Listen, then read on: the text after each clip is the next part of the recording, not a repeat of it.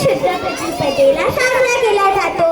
या दिवशी प्रभू रामचंद्र 14 वर्षाचा वनवास संपवून अयोध्यात परत आले।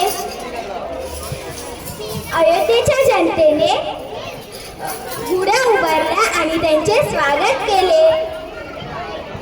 त्या दिवशीपासून गुढी उभारण्याची प्रथा सुरू झाली। गुढीपाडवा प्रामुख्याने महाराष्ट्रात साजरा केला जातो।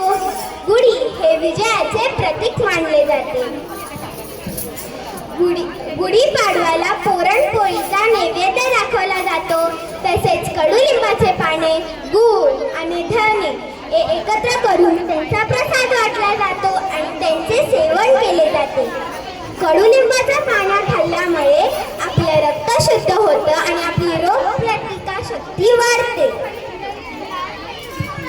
गुढीपाडवा हा 3.5 मुहूर्तांपैकी एक मुहूर्त, म्हणूनच